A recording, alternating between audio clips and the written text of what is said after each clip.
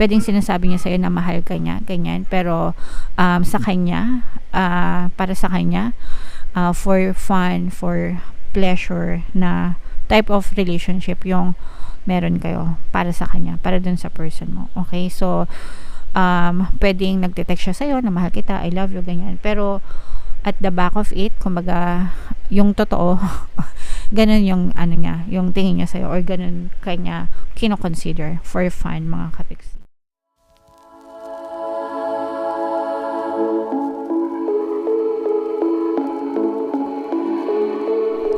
Hello guys, hello Scorpio, welcome back to Pinoy Pixie Tarot. Ang pamagat ng episode natin for tonight is Silip sa Feb-ibig. Ito yung ating love scope reading para ngayong February, para sa Scorpio, Sun, Moon, Rising, Sign, and Venus. General reading lang mga kapiksi, pwede mag-resonate, pwedeng hindi. Combination ng positive and negative energy mga kapiksi. Pwedeng ma-pick up yung energy nyo, pwedeng ma-pick up yung energy ng person nyo. Roles can be reversed guys. If in case hindi kayo nakaresonate dito mga kapiksi, pwede nyo panoorin yung video dun sa zodiac sign ng person nyo. Baka nandun yung energy nyo mga kapiksi. So, unahin natin tong deck na to guys. Tingnan natin yung mga influences na maaari maka-influensya sa love life nyo ngayong February, Scorpio. We have dark male energy. Meron din tayong open relationship. Usog natin kasi medyo masikip. And meron din tayong family, communication guys, and for some of you, past life mga kapiksi. So, pwedeng with this past life energy mga kapiksi, pwedeng lovers kayo nitong person mo sa past life nyo, tapos nagkita ulit kayo ngayong lifetime na to, pero parang hindi na kayo available, no? Or pwedeng hindi ka na available or hindi na siya available. Kasi nakikita natin dito na with this open relationship mga kapiksi, parang ibig sabihin, pwedeng may family na. It's either may family ka na or may family na tong person mo, pero meron kayong relationship, okay? Pero hindi kayo committed sa isa't isa because committed na sila sa ibang tao, mga kapiksi. So, in short, pag open relationship kasi mga kapiksi, yung mga third parties ganyan, parang okay lang sa kanila because open relationship nga. Pero kung hindi naman kayo nag-agree sa open relationship, considered as third party siya or affair. So, depende sa inyo guys, kasi iba na yung panahon ngayon. Yung panahon ngayon guys, itong open relationship, especially sa ibang country, no, parang okay lang sa kanila. There are couples na okay lang sa kanila na kahit may partner sila, meron pang ibang partner sila, or meron pang ibang partner yung partner nila. Yun yung tinatawag na open relationship. Okay lang sa kanila kahit multiple partners, kumbaga.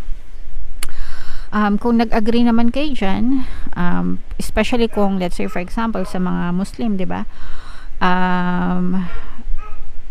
nasa kultura nila yun, kumbaga legal sa kanila yung multiple partners, ganyan. So pwedeng nakasangkot ka sa ganun. Pwedeng yung partner mo ganyan, or ikaw mismo yung may family mga kapiksi. We have dark male energy mga kapiksi. Pwedeng ano to, no, parang malapapapi ang peg ganyan, sa kagwapuhan, sa itsura, yeah. Pwedeng he-she yung relationship nyo, pwedeng he-he mga kapiksi, alright? And for some of you, maganda naman yung communication nyo nitong person na to. Or pwede rin kasi guys na yung iba sa nyo parang hindi pa kayo nagkikita, kahit na open relationship kayo, pero parang through text or chat lang kayo nag-uusap nitong person na to. Pwedeng LDR din for some, tapos parang puro video calls lang, puro chat lang, puro text, ganyan.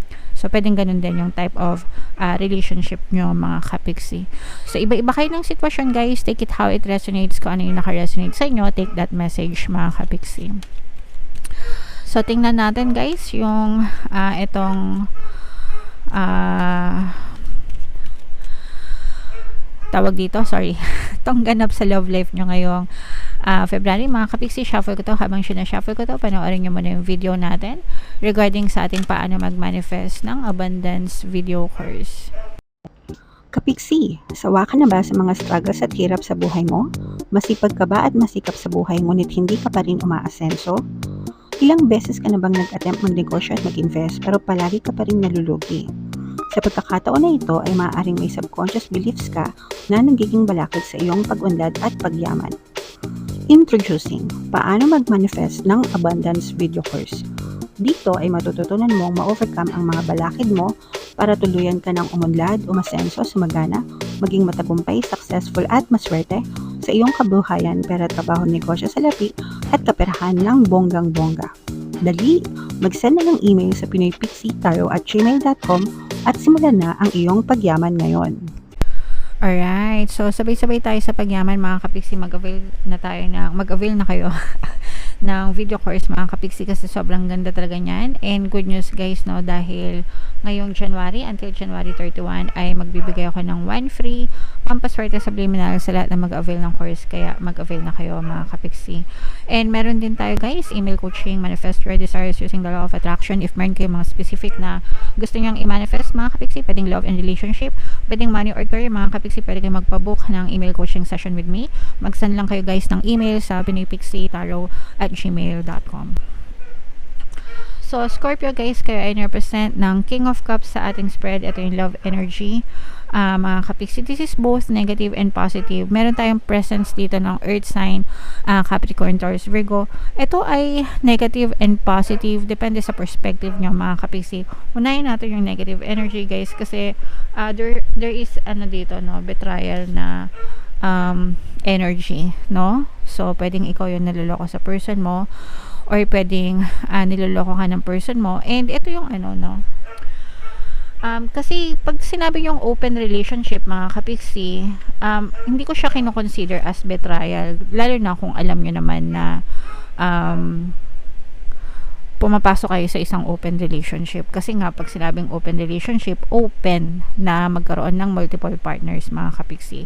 Pero kung hindi kayo pumapayag sa open relationship, hindi kayo aware na open yung relationship, kumbaga doon napapasok yung cheating, affair na tinatawag, 'di ba? Affair kasi hindi open yung relationship.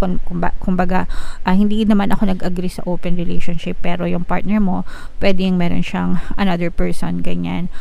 Doon mo na siya ma-consider as affair mga kapiksi. Pero since lumabas itong open relationship, hindi ko alam kung matatawag yung affair ito mga kapiksi, or your person or someone dito sa relationship is having an affair mga kapiksi. Pero yeah, ang pwede nating masabi dito guys is pwedeng may mga tinatagong sikreto itong person mo sa'yo mga kapiksi. Pwedeng may tinatago siyang mga sikreto sa'yo na ayaw mong malaman kahit na open na relationship kayo. Parang very limited yung mga sinishare niya na secret sa'yo. Hindi siya masyado nag-open up sa'yo mga kapiksi. And for some of you, maaring for fun yung inyong relationship, no? With this person. Kumbaga para sa kanya, ang tingin niya sa'yo is parang for fun na relationship mga kapiksi. Kasi yung person mo, pwedeng meron na siyang another partner. Like nakita natin dito, maaaring meron na siyang ibang family, ganyan. Pwedeng sinasabi niya sa'yo na mahal ka niya, ganyan. Pero sa kanya, para sa kanya, for fun, for pleasure na type of relationship yung meron kayo para sa kanya, para dun sa person mo. Okay, so pwedeng nagte-text siya sa'yo na mahal kita, I love you, ganyan. Pero at the back of it, kumbaga yung totoo ganun yung niya, yung tingin niya sa'yo, or ganun kanya kino-consider for fun mga kapiksi.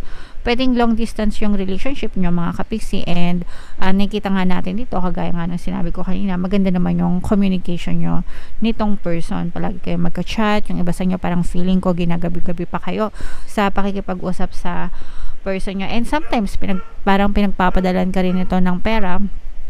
Either ikaw yung nagpapadala ng pera sa kanya or siya yung nagpapadala ng pera sa inyo, pero parang may money involvement dito sa relationship na to mga kapiksi. So wala akong nakikitang masyadong emosyon, pero ang nakikita ko dito is parang puro init, no?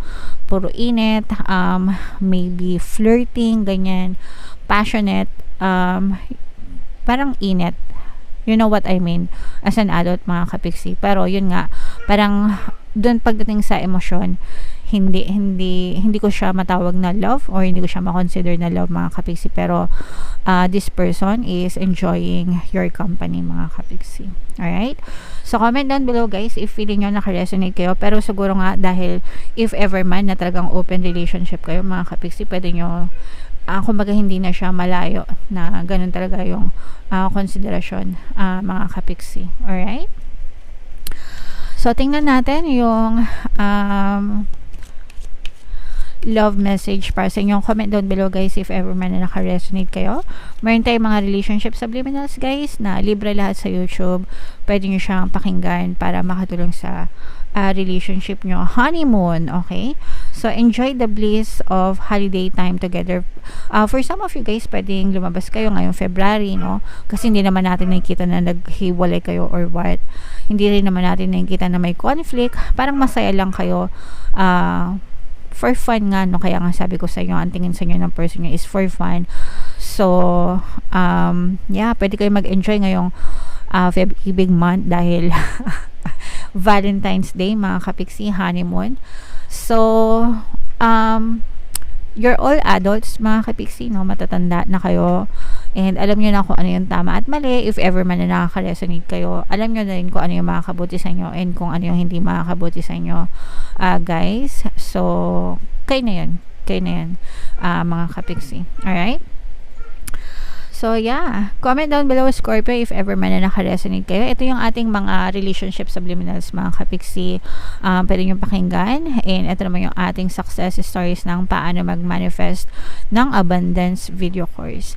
Click here to subscribe, guys, and click here to join our membership program. Thank you for liking, sharing, and subscribing. See you again next time. I love you all, guys. Have a nice day. Bye-bye.